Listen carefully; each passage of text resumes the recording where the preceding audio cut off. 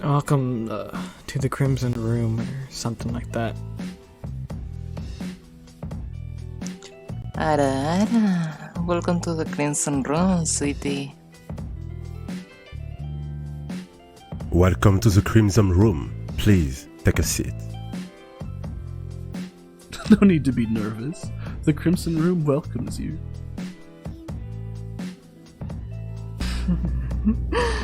Oh, welcome to the Crimson Room. You look so sweet. Welcome to the Crimson Room. Enjoy your stay.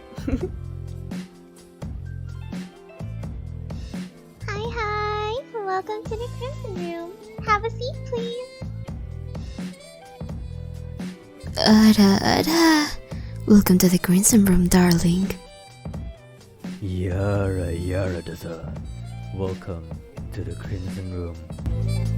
Oh, hello there. My master has been expecting you.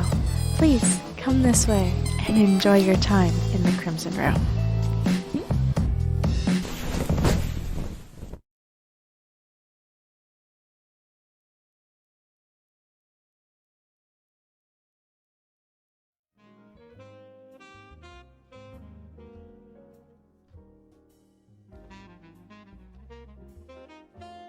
Hello. Hi. Hi. I don't know if I have to speak louder. Tell me, please.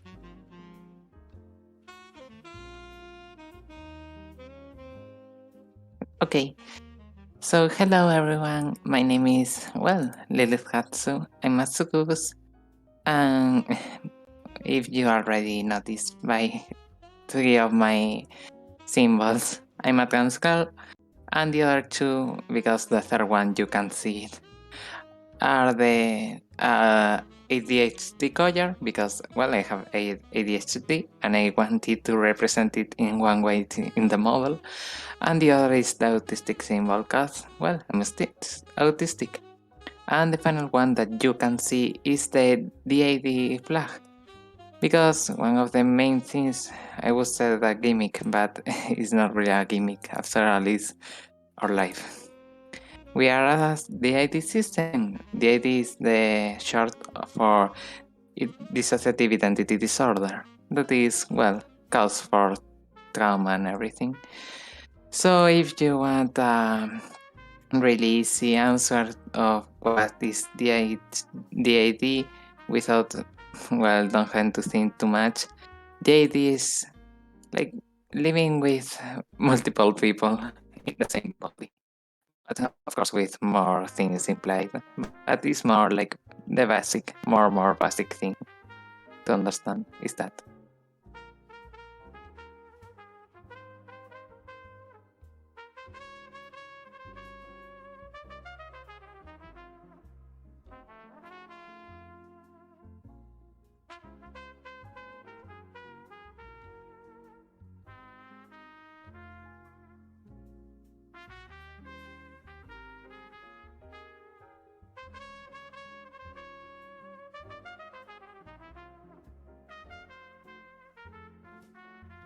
Oh yeah, system is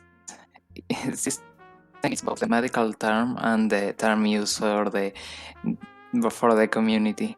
Basically, a system is like a person that has the idea or OSDD. Sorry, and when I can write that word, but when I had to think it like separately to say it, it's like my brains go off. So yes, that's the official term. And other terms for like the people sharing the body will be alters, headmates. I know all the terms come in Spanish, but no, not in English.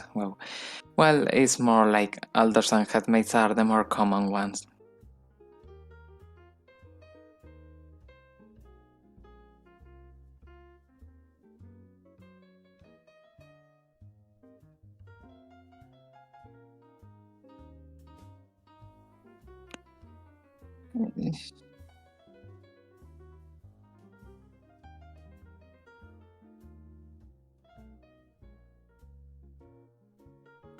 Well, I think it depends more of the person because most persons don't even want to try to understand and just say, "Hey, you're role playing" or shit like no, you can't have DHD. No, oh, fuck, I messed ADHD with DID. No, you can't have DID because I have seen a split and you're not like that. Or of course, everyone is a psychologist when you have no fucking idea.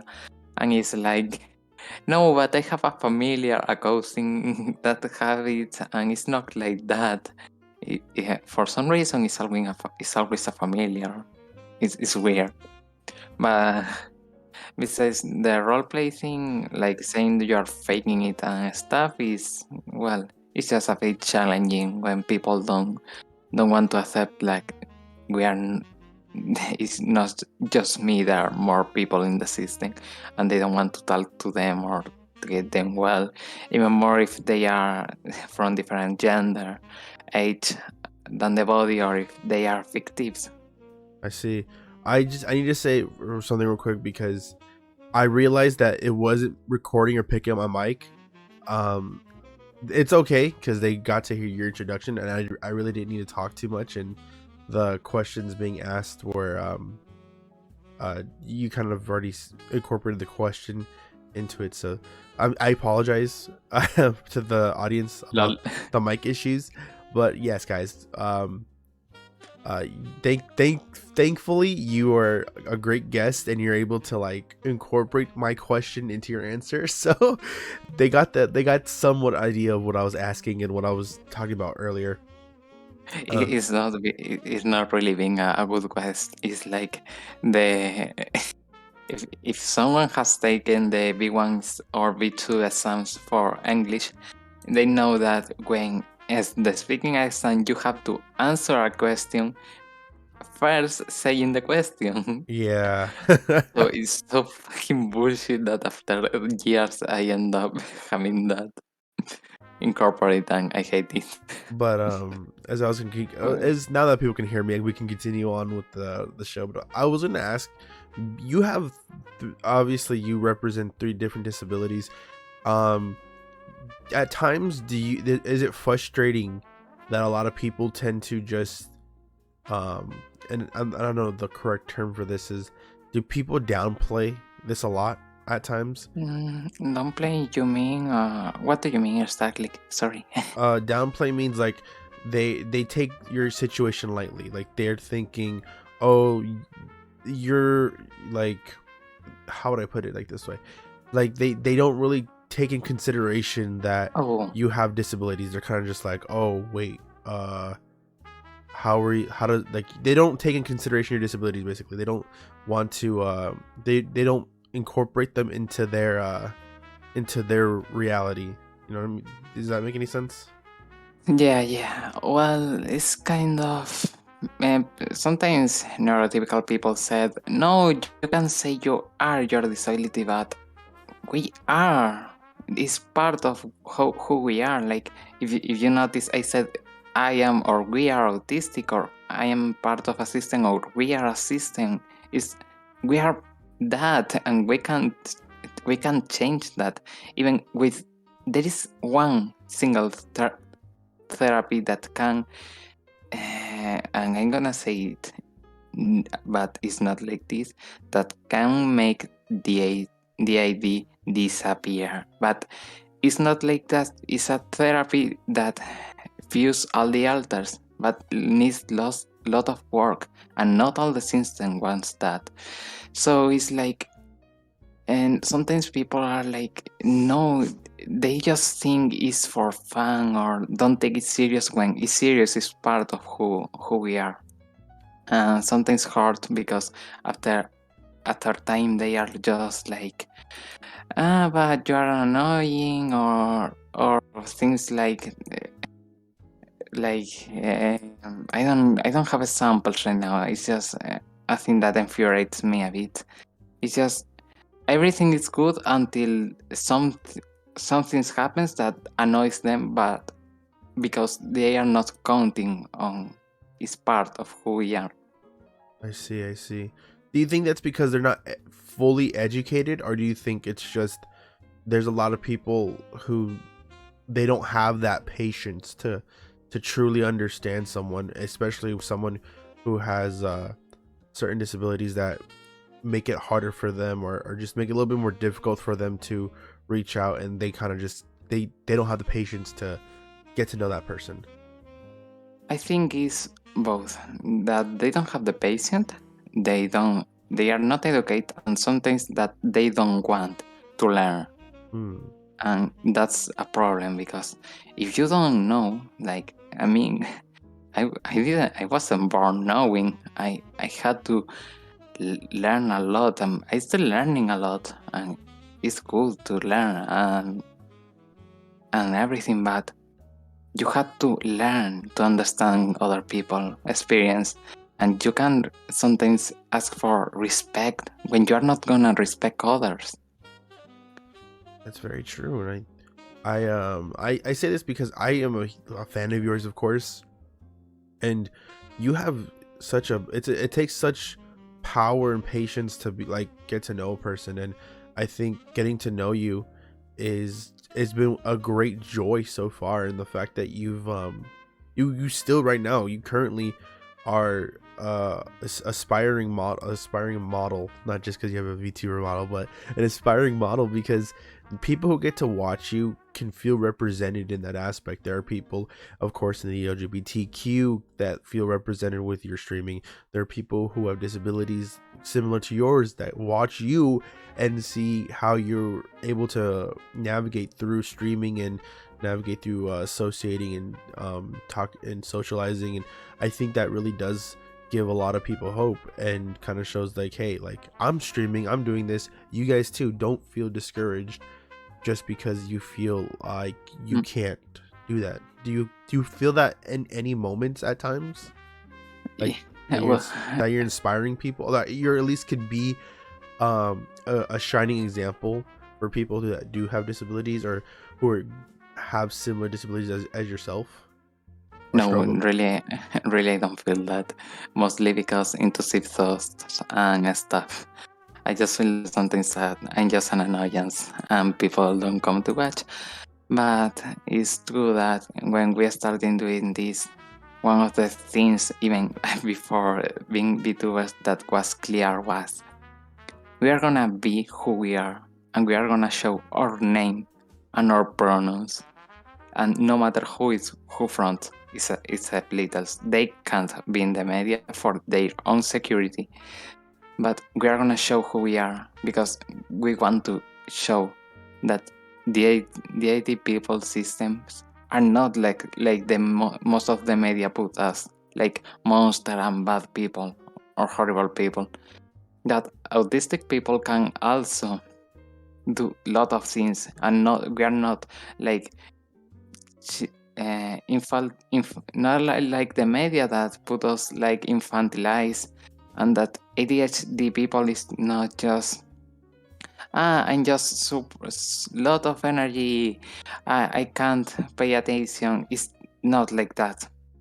And same with trans people, since well, the body is trans and most of the system is LGTB.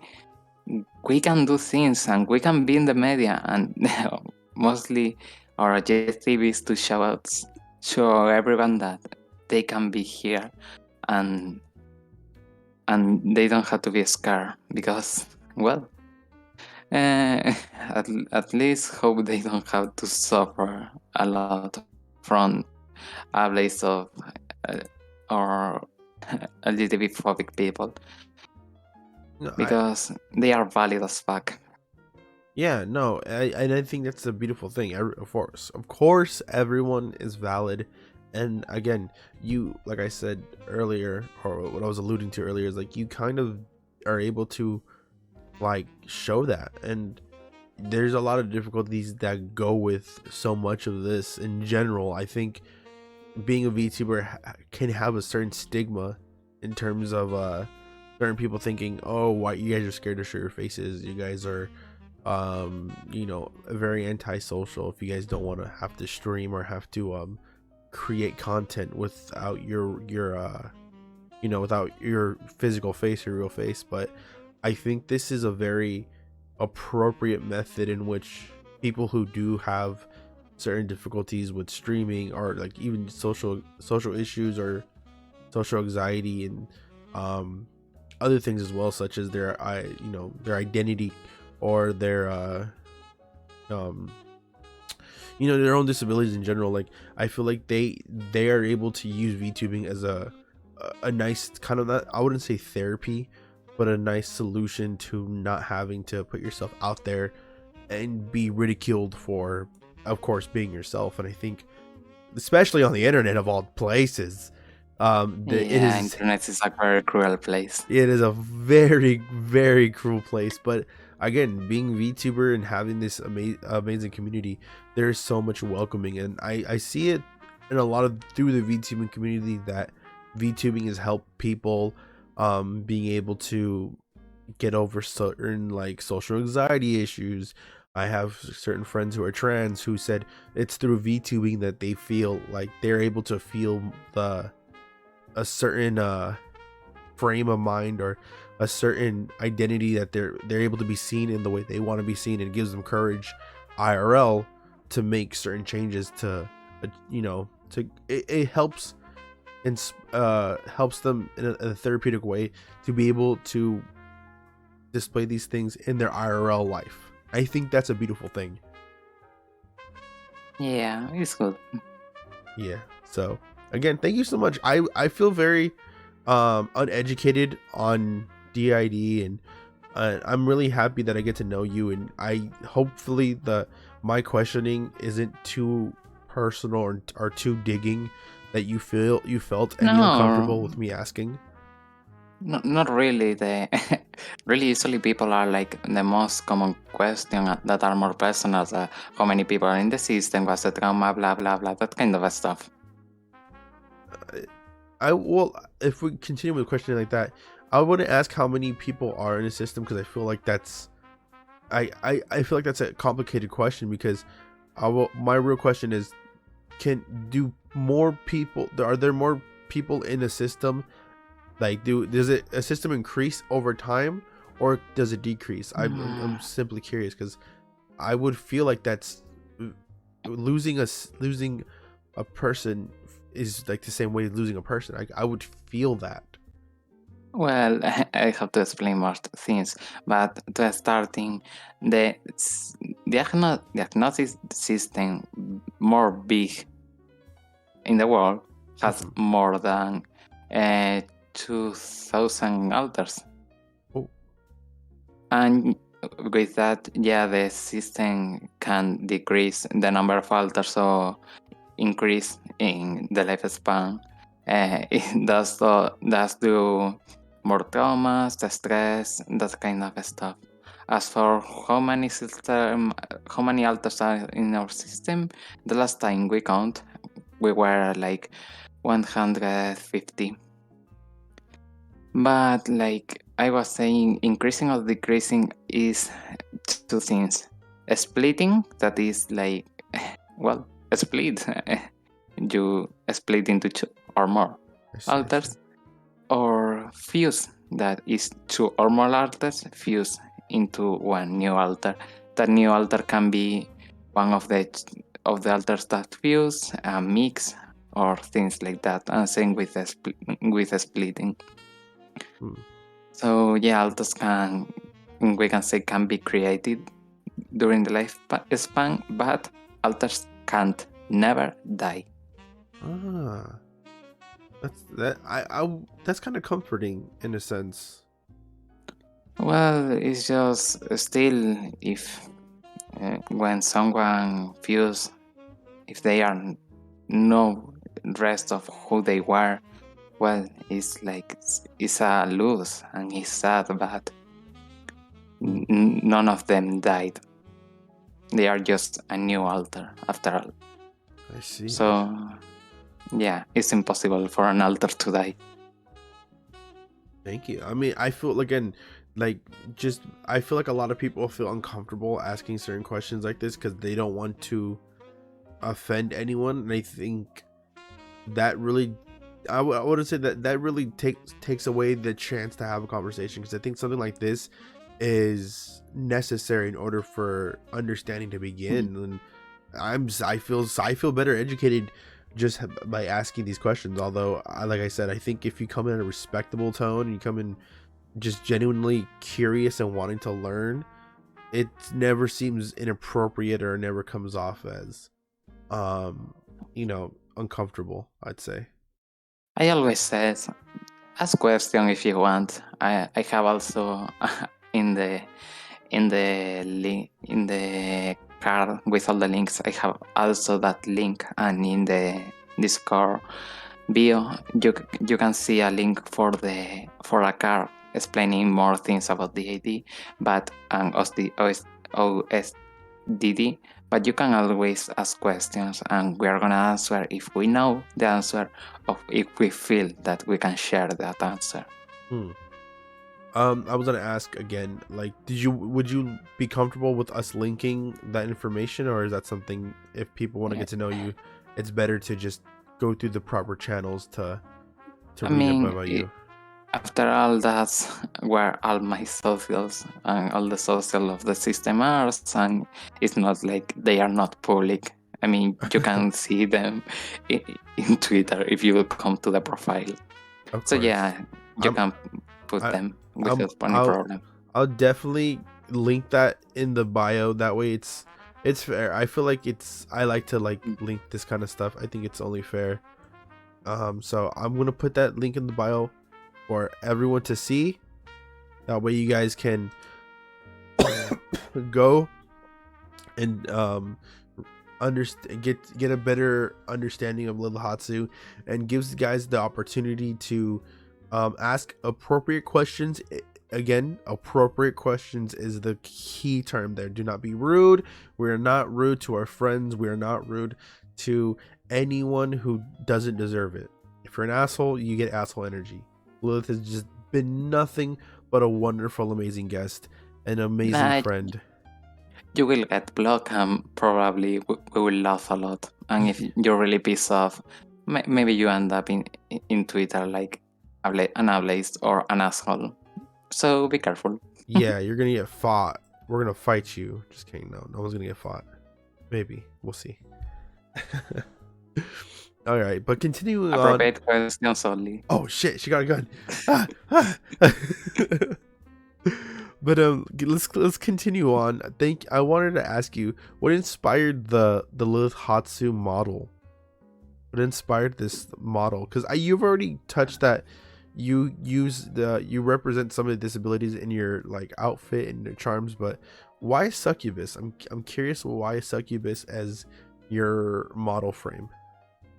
Well, we were a human before, but since things happened and we had to do a quick rebrand of emergency, a friend helped us and said, why not a succubus? And we end up being a succubus for that. Still, it's one of the main jokes of the succubus thing is it's almost nothing related to what a succubus usually do. And that's the fun part. I think that's amazing. That's really the true gimmick. It's not like we are saying so. No, we are not saying so bad. And there is no horny on mine and things like that. It's different. I totally understand. I mean, I think there's a good misconception about succubuses. I mean, succubi, right? That's the plural for succubus. I think so. I think everyone is expecting you to and please don't take this offense, but I think a lot of people are expecting sucking them dry from a certain part, and when it comes to a succubus, and I think that's the common misconception when it comes to succubus VTubers. They're not all lewd. Some of them are, but they're not all. I have lewd art, but that's other stuff. I've seen. And I enjoy making it, to be honest, but that's other stuff really. It's not little main, not like that. You guys can see that on Twitter, right? They can find that all on Twitter. The art. I think I didn't. I never end up putting that on Twitter. Maybe I did once. So maybe if they scroll down, like very, very down, they will find it. If you guys dig fast enough, hard enough, maybe you'll find it.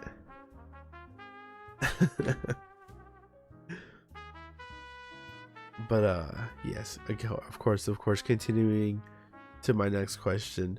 What made being a VTuber more appealing than being like a regular face cam streamer? Like, why did VTubing why did you pick VTubing over being a regular streamer with a face cam?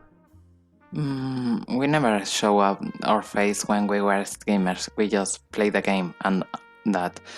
But our best friend was a PNG tuber, and with that, he ended up making us want to try. And with a bit of testing and error, we end up here. Oh, okay, that makes sense. Were you a fan of VTubers before you got your model, or did you find out about them like during the creation of your model? No, I knew about them before, but I was like, I could never stream their stream because I went to sleep and then they stream, so shit happens. I see. But I know about them from before, but it was like always there, but never paid much attention for some reason. That's like totally different than me. I was a person who saw them and was a fan of them for so long, and then when I had the chance to, become one, I was like, hell yeah, I wanna become a VTuber. But nice. Yeah, I'm really happy.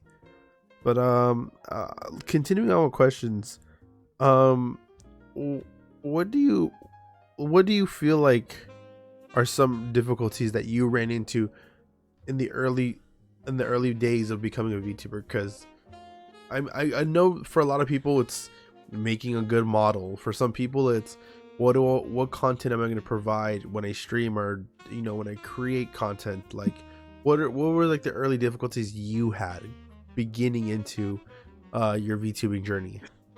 The hair. The hair? Yeah, I had to explain this. When we entered, the Viroid was in beta version. Yes, of course. And we all our have it. first model was everything is easy, next to do, hard time, and we were like, oh fuck, we are screwed. and that was the worst part.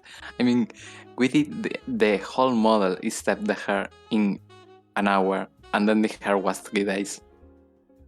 And was horrible. Yeah, I don't think anybody misses the beta days of Vroid, because they were just it was challenging. Oh, it was horrible. So much learning of texturing just for it to be given to us now. It feels learning. I just try to make it look better, and that's all. Yeah.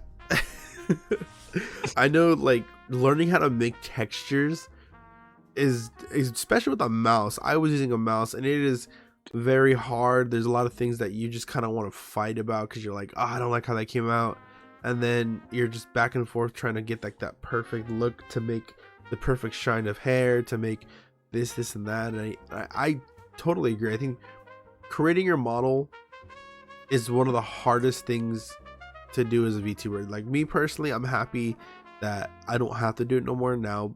I had the luxury of people asking me to, like, oh, can I make a model for you? I'm like, please, yes, go ahead, because Lord knows it is just fucking difficult. Yeah, since we are like fucking poor, we don't have money, it's like, well, time to learn. And I jump into any program and I'm like, So things that are like this, like that, maybe watch a tutorial and enter an hyperfocus state and do it like super fast. That's how I made the logo after all. Really? I just saw one tutorial. I typed in the program that the tutorial said, and I said, fuck it. Went to the program I usually use, and I made the logo. Heck, the other day I made a logo for another VTuber in how much time? I think 30 minutes, just because I was asking them stuff. Oh. I had to post that logo on Twitter. I mean, the only thing I had is the base they gave me that was just half of the logo, and just ask about the colors they want, the typography they want, and all done.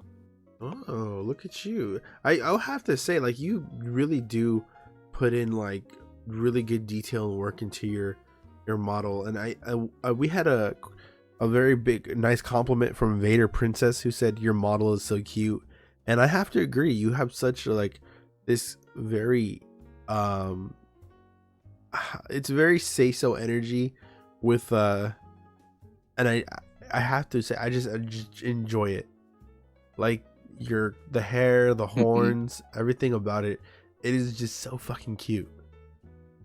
As the sniper says, professionals have standards. Professionals do have standards. Okay. I know. So the interview is. I'm so sorry, everybody. Where our interview is not going to be a whole lot longer because you do have. We can like 20 more minutes. 20 more minutes. Okay, perfect. Because I didn't want to. I didn't want to keep you. I know you have things to do, and I again apologize for our scheduling mishaps. Okay. But continuing forward, if Lilith Hatsu was in any anime, what anime would she be? Would they be in, and why? Why would Lilith Hatsu be in an anime, and what anime would that be? Oh fuck! It's a difficult one. Oh no! And I read that question and I was like, yeah, I have an answer. I just forgot. I don't have an answer. Okay, so one thing that we sometimes talk about is like, what if we will be in an anime? And there are two common things. One, superhero animes that are super fast discarded because fuck it. And the other is isekai animes. And the thing is, after all, Lilith lore is that Lilith died, well, of suicide, and is reincarnated as a succubus, so that almost fits the isekai part. And well, it's almost all the lore is an isekai now, I'm thinking. So it will just be an isekai with magic and stuff. As long as we can have weapons, it's all fine. Oh, I see. It'd be like I got reincarnated as a succubus, or how did I get reincarnated? That sounds like a hentai. It does, but isekai sometimes blur the lines. We need to think of better names before it strikes you with. See, I think I'm simple. I think I already had picked an anime I would be in, and that's the time I got reincarnated as a slime, the Tensei Tura. Lol, that one is so fun. That anime is so fun. Yes, I think I'd be in that anime. It's such I imagine you going to Tempest just to find Rimuru and to join them. I would, you know what? I would fight Rimuru, but they wouldn't let me fight him. I would have to fight Rangu and have to fight all the I would prove myself. I probably wouldn't make the top 10 generals, but I definitely would be like a subordinate that definitely has some power. I think I could hang. I'd probably train under Vildor. I don't know who I would train though. I would definitely be an S-class demon. I'd definitely make Demon Lord just so I could hang out with Rimuru. I definitely could make it. Nice. But yeah, dude, I love that anime so much. Yeah, it's so fun.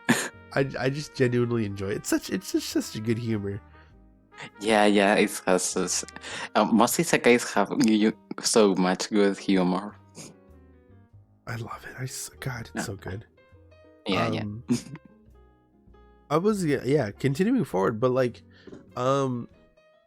with more we'll probably do more lighthearted questions, but what are like, I know you have your favorite game, Team Fortress, but other than that, what game do you feel like how do I put it, like your signature game would be?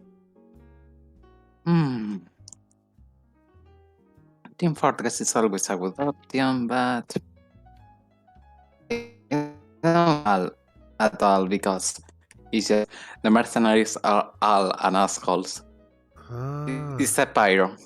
A pyro is the only exception to all the mercenaries. Like, they are bad and they are good, and I don't know if we would fit them. I think yes, maybe getting away from medic. Besides that, if I had to think of another game, I would say Genshin. Without a doubt. I would say Genshin. Not only for all the fictives in the system, most because of how the game it is. Like, I think we would fit there.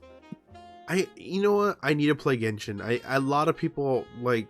I feel like everyone plays Genshin, and I'm the one person. I feel like I'm the one person who's like, I don't get it. Like, is it good? Like, is there a huge storyline that I'm missing, or is it kind of the game where like you pick a character and then you play that character storyline? Like, no, it's like it's the storyline, the gacha part to get the characters, and I think you can get in the whole game without spending any kind of money. Heck, the game isn't even finished. Well, that's good though. That's so good because that shows the dedication that people have for the game. When the fact that the game isn't even finished, and the game has so many fans that just genuinely enjoy playing it.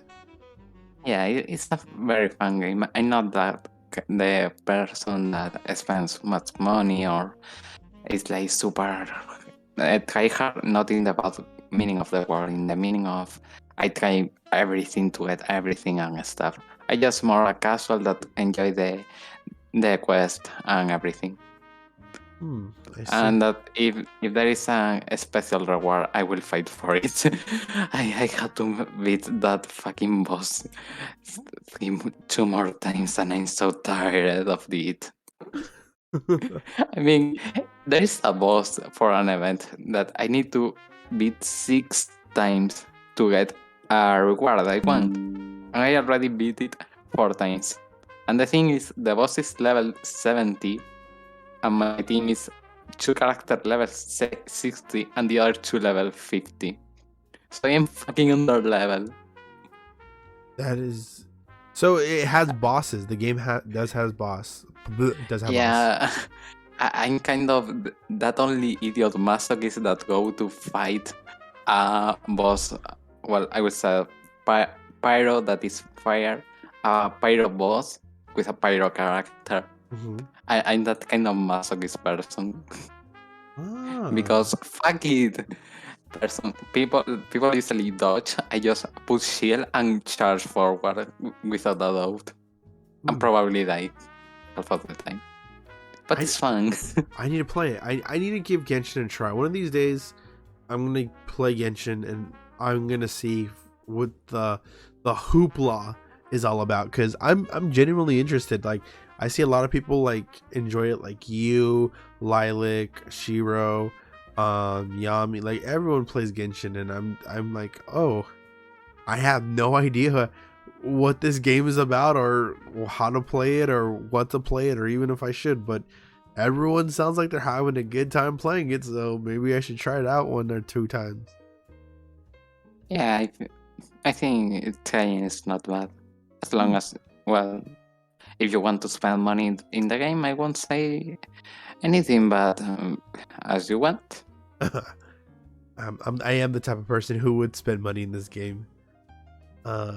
So, as we continue forward on with this interview, so we can tie it with a nice bow, I was gonna ask, I feel like we've covered a lot of ground with,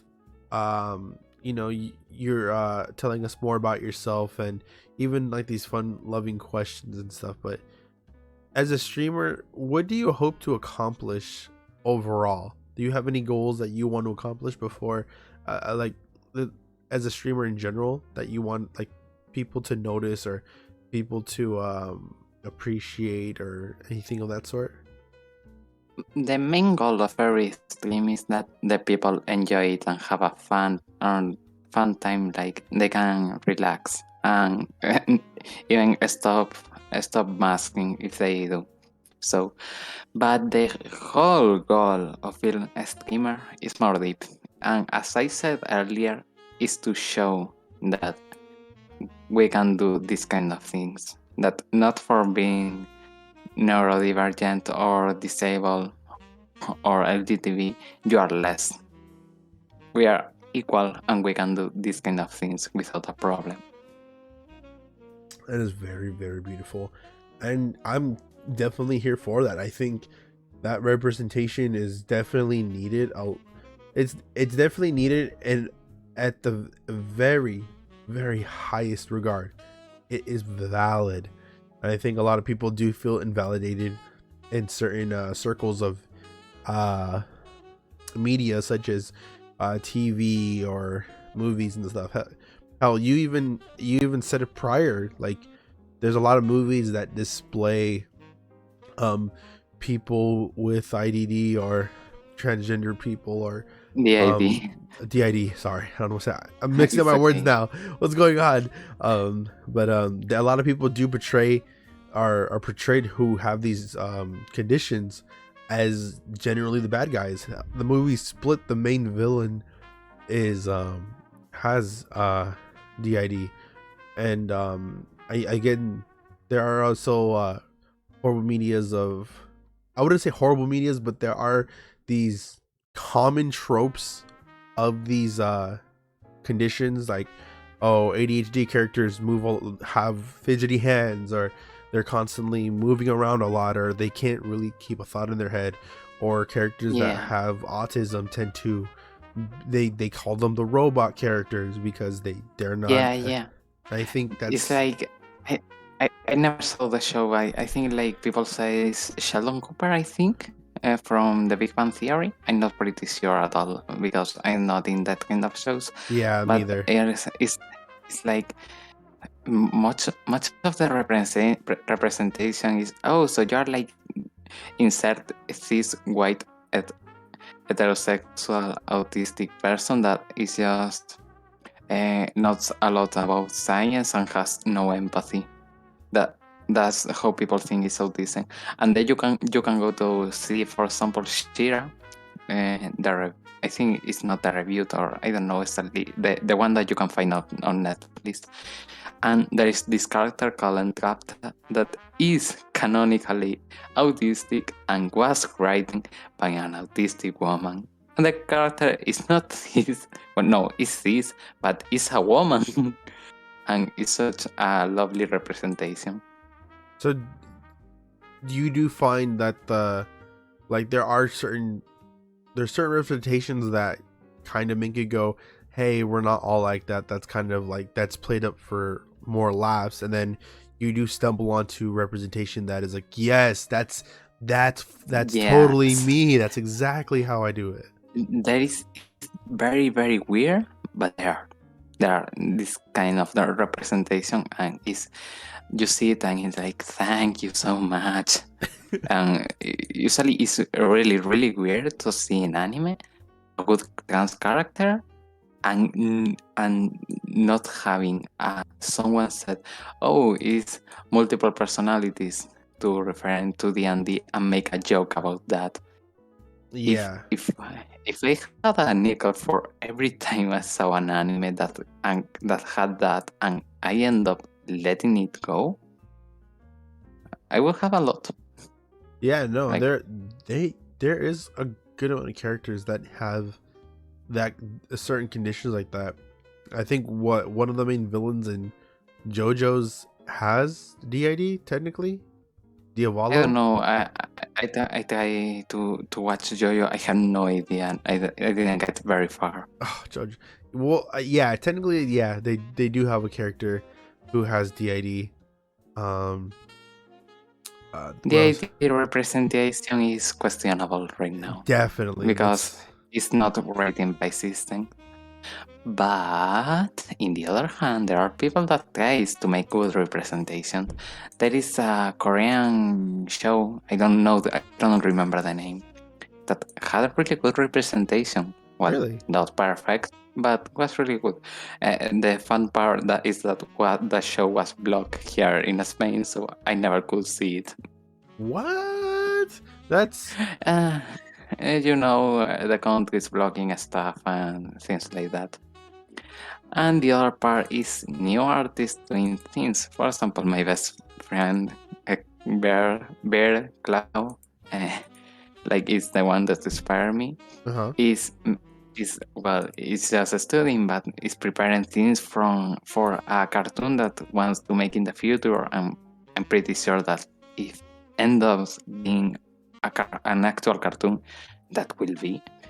It's gonna be huge because the main character is autistic, and he asked me, "Hey, I want to create a DID character. Help me!" And we created both the character, and it's so lovely. That's awesome. Yeah, but I can't say much. But it's lovely and everything. I created all the alters and everything to have the maximum possible representation, and it's so great. See, I'm excited to see some of that be put into into media, because I would love to see that. I think in his Twitter has already posted a few things for of their series, but I'm not sure. It's just ghosts and everything. Well, I would love it if you were to tag me in some of it so I could see it, because I would genuinely love to read something like that. I think that's an interesting that would be such an interesting story and cartoon just to read or to see, just as educating myself in the situation. But, Britis is a really nice person and really lovely. He's also trans and has ADHD and also, like us, PTSD. Well, we have CPTSD and he has PTSD. Oh, I see. Nice. But how much time do we have left? Do you have you have to leave now, right? Because it's almost almost just 5 minutes I have, and I'm sorry. Okay, I had to go to the psychologist. You're fine.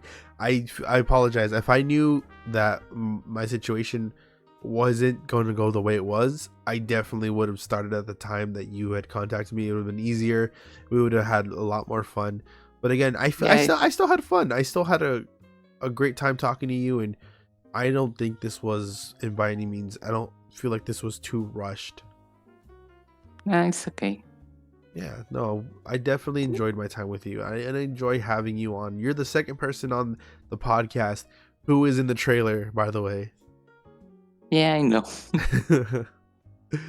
And again, thank you. I had to thank you again for that one, because you definitely were a person who came in and was like, I really want to do this. And I was like, thank you. I'm trying to find people who are interested enough in wanting to do this. And I thank you for jumping into the trailer. You can call me for collabs or anything if you want, or just chill. We are friends after all. Of course, and I thank you for that.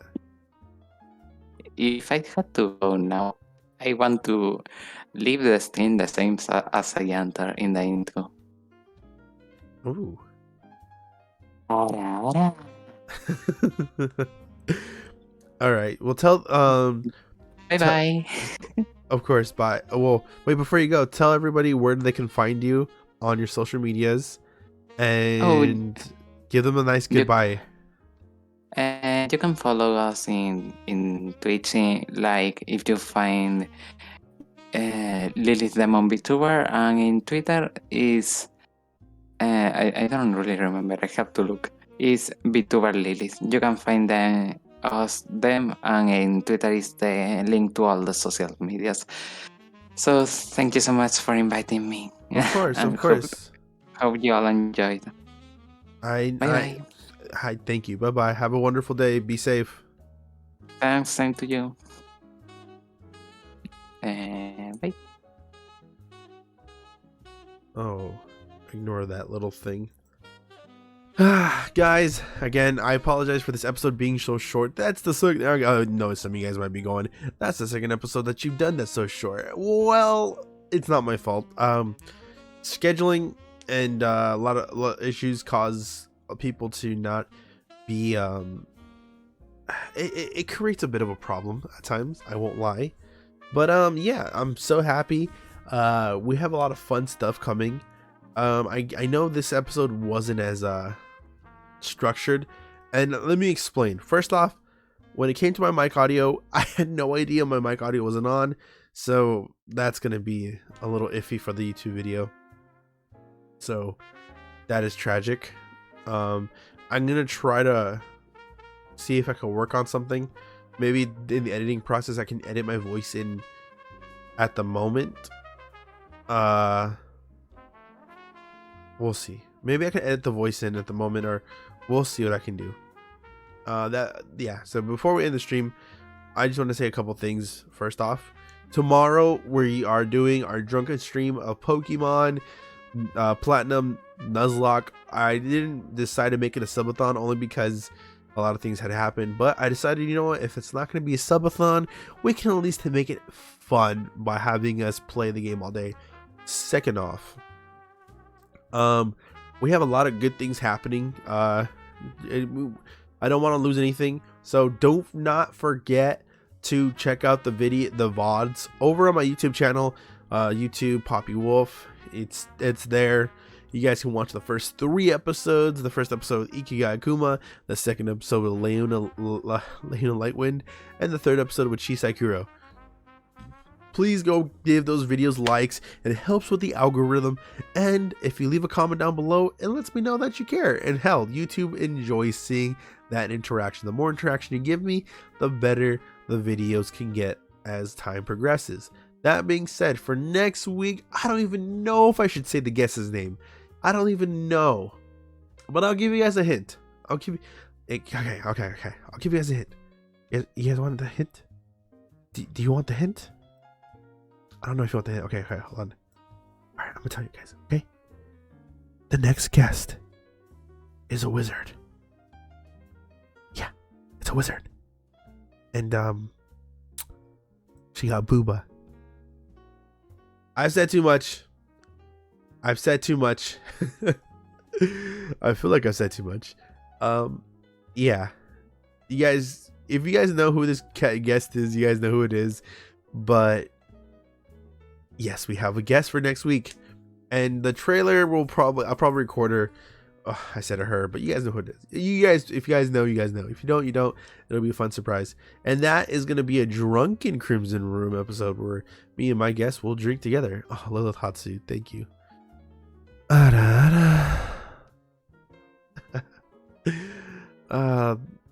You guys are amazing. You guys are so fun. I think everybody who does come into the streams, I don't expect these to ever the stream again.